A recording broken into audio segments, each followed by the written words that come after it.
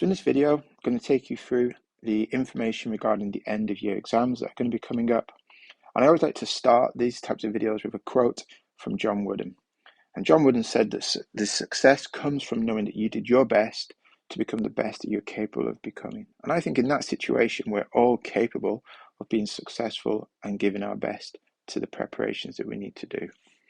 The exam video that I'm going to go through is going to talk to you about a couple of different things. We're going to talk to you about the exam timetable, arrangements during the exams, and how to prepare to do your best in the exams. So everybody will get a copy of the exam timetable on paper.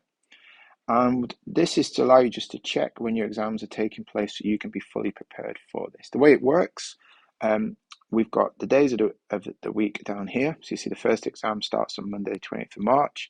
And then here it tells you the subjects. Year 8, your first exam is French, and it's a 45-minute exam. It'll take place in the hall. And then period 5 on that same day, we've got Year 7, also completing French, 45 minutes, and again taking place in the hall.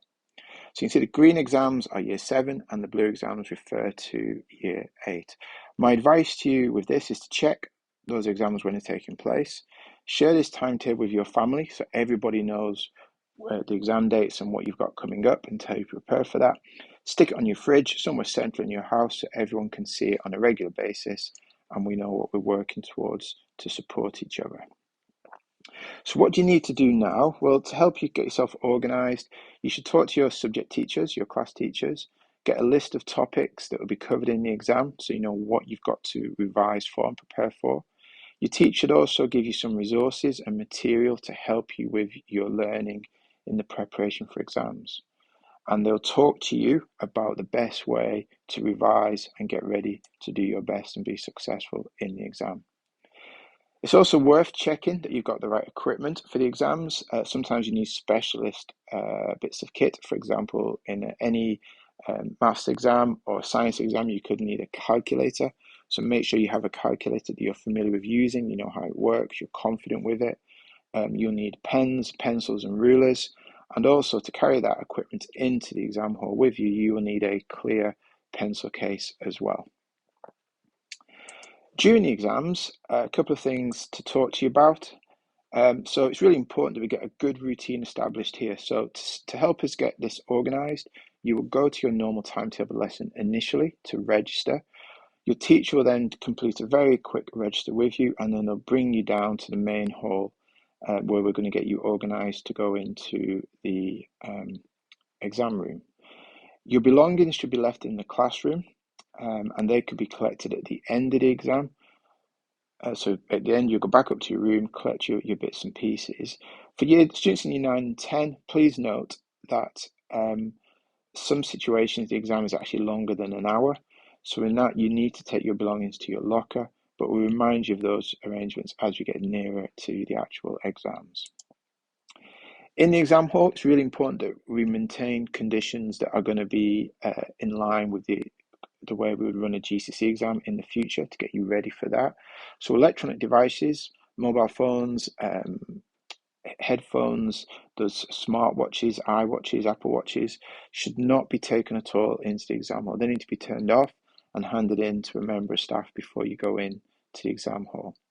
Exam conditions start as soon as you go into the exam hall. So we'll actually start that in the dining room. So in the dining room, we'll get everyone together.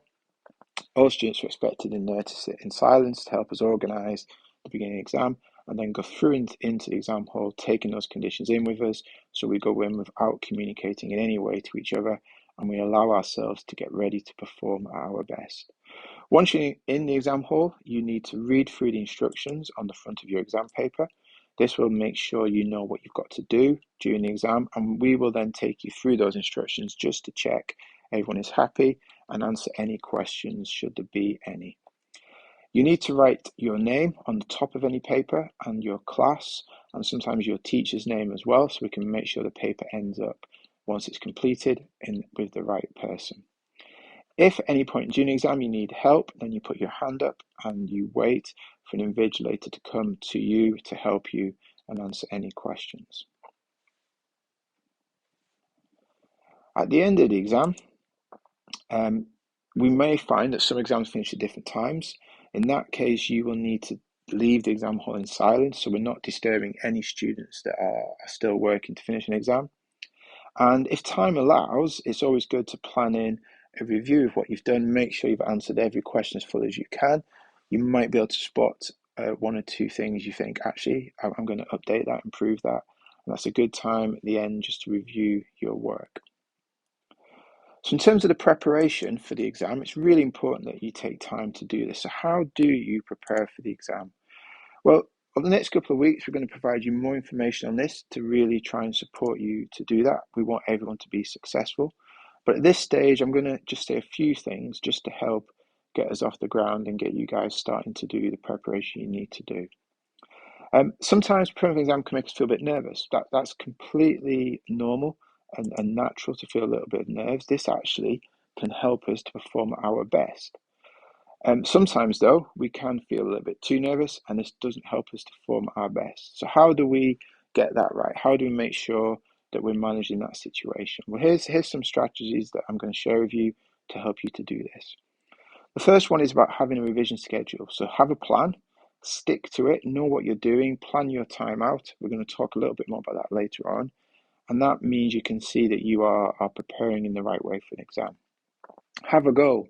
Sometimes goals can feel a little bit too big to achieve, and that can make it very hard to get actually started on that journey. So break a goal into smaller steps, more manageable steps, and that will help you to make the progress you need to do. This might sound crazy, but eat and sleep. We have to eat and sleep in order to stay healthy. We have to eat and sleep well in order to perform our best. So having a regular routine and eating healthy meals is going to be absolutely crucial in those two areas so that we can be at our best when it comes to performing exams. Reviewing progress is really good. So you can see how much you've done, what you've achieved. That can make you feel positive about the process. You can see the progress you're making and the improvements that you are seeing along the way. So that's a really good thing, is to build in some regular review time just to see that progress. Including time to be outdoors and time to exercise. We know how powerful this is. We know it's really important for our well-being to exercise and get outdoors, maybe even combine the two. Going for a walk, being with friends out there, getting that balance right is absolutely crucial. Connecting to people, not via social media, but in real life I've used there. So face-to-face connections, spending time with your family and your friends is also a really good way to help you manage the exam period. And if at the end of all that you actually feel you need more help, then please speak with your form tutor or head of house, because there are other strategies we have as well that we're happy to share with people in order to support them during the preparation for the exams. A really important part of this is if we feel good about what we're doing, then we feel confident. And confidence comes from hard work. There is no two ways about this. There's not a shortcut to this. We have to work hard to feel confident. And if we feel confident, we go into the exams being able to perform at our best. So that hard work is going to lead to success. And that's what we want for every single one of us. We want hard work to lead us to a successful outcome, to perform our best in what's coming up. In terms of revision, what does revision look like? Well, what I've got here for you is a list of some key features of revision. Hopefully you are familiar with these, but if not, we will go over some of these again in the next couple of weeks. But I've also put a QR code there that will take you to a link to a document that explains each of these steps in a bit more detail for you. And these are the best ways to revise, proven scientifically to be the most effective ways to use your time to revise and prepare for an exam. So please take time to have a look at it. I'm going to talk about a few now. And as I said, we will do more work on this over the next couple of weeks to help make sure you're feeling confident. So what kind of things should we be doing? Well, here, this is talking about repetition and spacing. So once you've got your revision timetable in place, we need to build into that this idea of going back over our learning and spacing our learning out. Why is that important? Well, this curve here is the curve of forgetting. Hopefully, you've seen this before. And when we first learn something, we immediately start to forget it. So you can see here, our retention, our storage of that information starts to decline. If we do nothing, then it will continue we will continue to forget until our recall of it drops down to quite a low level. It'll be really hard to try and remember that information. So how can we prevent this? Well, what we can do is we can review our learning here. So at the end of day one, we've forgotten all this information. We're going to review our learning, and that takes our memory of it back up to full. We will still forget, as you can see, but actually, if you notice here, it now takes us longer to forget. So our long-term memory is now working to help us remember this information. If we do nothing, if we leave that, we will continue to forget it. But the power is, if we go back to here, review the learning, we can then take our memory of it up to a high level again. We will still forget, but notice again, it now takes longer. So every time we review the learning, it takes us longer to forget that learning. And you can see what's going to happen over a period of time. We will end up with these gaps getting longer and longer and longer, and that information at that point will then be stored quite firmly in our long-term memory. And that's what we're aiming to do, is for you to get this information into your long-term memory, so it's always going to be there and you can use it. A good example of this that I can give to you is mobile phones. When they were first invented, you didn't have a memory inside them. It didn't store numbers for you to just press somebody's name and dial their number in the way they do now. You had to put the number in. So when the mobile phones first were about, you could remember all the numbers you needed for your friends, or for your family up. It was a really good way to do that. If you ask me now to tell you those numbers, I cannot remember them. It's a long time since I've used them. I don't use them anymore. I press somebody's name in my phone, so I'm not using those numbers. So my memory of that information is declining. If I was using it on a regular basis like I was, then all the time you review it and then you start to remember the numbers. So this is a really powerful, effective way to do this. So this might sound a little bit crazy, but in order for us to learn, we have to leave space to allow us to forget. So this space here is our forgetting time. If we go back over our learning, we get it strong, we forget, which is really important, and then we go back over it. When we forget, it makes our minds work a little bit harder to remember the information, and that helps us to remember it even more strongly. So it's really important that to help us to learn, we have to forget. And the repetition, as you can see, repeating, really important again to help us store and recall that information. In terms of interleaving, so let's just explain what this phrase means. Interleaving means mixing up the activities. So mixing up activities means you might do one activity for a little bit and then you go to a different activity for a bit of time and go back to maybe another activity and then go back to the first one. Then you might do the third one again. You mix up what you're doing. And we need to do this. Breaking our learning up, interleaving our learning, mixing our learning makes our minds work stronger, and therefore our memory stores information better. Let me give you some evidence to show this. So here's a couple of bits of graphs. The mixers are the people that mix up their learning, and the blockers who just did a block of learning, just did the same thing for a long time. Now you can see when these two people perform in a practice session, the actual blockers do really well.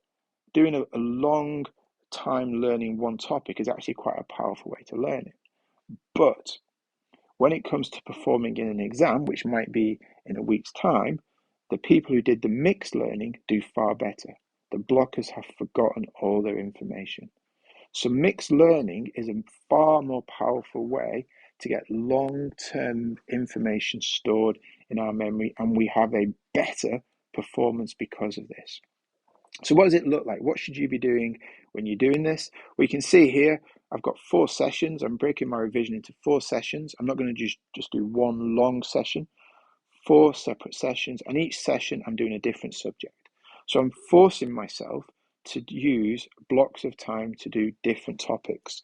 Switching between topics makes our mind work hard. It's going to feel tough. It will feel quite difficult, but it's the best way to do it because it's forcing us to think and improve our memory of learning this. And if I was to do this in my first revision schedule, then what I might do in the second is do history first, then English, then science, and then maths. So you constantly mix it up. So in terms of a day in the week, on a Monday, you might say to yourself, I'm going to do those subjects, but I'm going to set myself 20 minutes of each one with a 5-minute recap, before I learn any new material. So at the start of each session, 5 minutes, go over what you did last time, and then get into the new stuff to build up that memory, that retention of that information. And again, it talks about these schedules must have time to eat, time to exercise, time to do the things that make you you. So what would it look like in terms of kind of this process when you're doing it in revision? We can see here, here's a fact, here's some knowledge of information that this student wants to learn. So they're starting with this piece of knowledge. What they're then doing is they're expanding this knowledge so it can have more detail. So this knowledge has led them to write this information out. Then, in order to help them, they've then come up with some examples to illustrate, to show what they're talking about. So here you can see they're talking about V-sided valleys and interlocking spurs and waterfalls and gorges and how all this comes together to create the environment. Here now are some illustrations of that. This is actually called dual coding, and linking pictures and words together really helps our memories to store information. The fact this is a nice, simple, concrete example, we say it's a simple example, also helps our memories to store this information. So starting off with a bit of knowledge, expanding the knowledge, called elaboration, so add the detail to it, and then give examples to illustrate this using diagrams and pictures is a really, really powerful way to make this work. Notice as well, this student has gone on and done something additional. They've then said there are some bits in here that I'm not really sure I've got enough detail for. So these are questions they ask themselves, and what they can then do is go back to their notes and find out the answers to these questions and add the information to this. So this then becomes quite a lot of information, kept in a very simple way, taking on a couple of steps to give them a really good set of revision material. Notice this is revision, this is hard work, this is sitting there going through stuff, writing stuff out, drawing information. It's not sitting and reading stuff. Sitting and reading stuff is not going to make your minds work hard enough, and therefore you will not store information. It has to be proactive. It has to be doing this kind of work behind the scenes. So in terms of revision timetable, again, in the next few weeks, we're going to share more of this information with you, and we're going to help you to look at how we construct this. This is what it looks like. This is just to illustrate how I would advise students to develop this. So you can see here, here's my week, and then I've got school allocated to the times in the week. But around this, I'm going to build in some revision schedule alongside eating, exercising, and doing all the things I need to do to stay healthy and get that balance to what I'm doing. So you can see I've got maths here when I come home from school. Then I'm going to make sure I eat, and then there's a program I really want to watch. I'm going to sit and watch TV, and then I'm breaking my revision up into nice little blocks of time, not big long sessions, just little blocks of time. These are half-hour blocks, and I'm leaving gaps in the middle. I'm leaving gaps here because this is going to be me taking a break, maybe grabbing a drink, talking to family, going out in the garden, doing a walk, and then coming back into my revision in order to keep myself healthy. Here, I'm going to go off and do some sports practice as well. So I've not got too many revision sessions here. I'm going to build this into my schedule. So I make sure I go and attend my sports practice. And you can see during the week, we've got all our revision stuff going on. Notice we're breaking it up, we're spacing it out, we're interleaving it. We're not just doing long sessions of science or English. We break these up into little blocks. Still got all the bits I'm going to do. So I'm going to watch a bit of TV, I'm going to walk the dog, I'm going to go for a run, I'm going to go to the cinema to watch a film. I'm still building in all the other things that are going to help me to stay healthy because I need to be healthy in order to perform at my best and be successful. So hopefully that's given you enough information to get you thinking about your exams. As you can see, there's going to be a number of things over the next couple of weeks we're going to do to help add more detail to this and support you with that preparation for your exams so you perform at your best in the summer. And it all comes back to this quote by John Wooden, which clearly I think is a really powerful message for us. The success is about knowing that you've done your best to perform at the best you can in that situation. And we're all capable of doing our best. So good luck with the preparations. Any questions at all, please speak to a member of staff, because we're all here to help and support each other. And we'll keep you updated with the extra bits of information as we go through the next couple of weeks.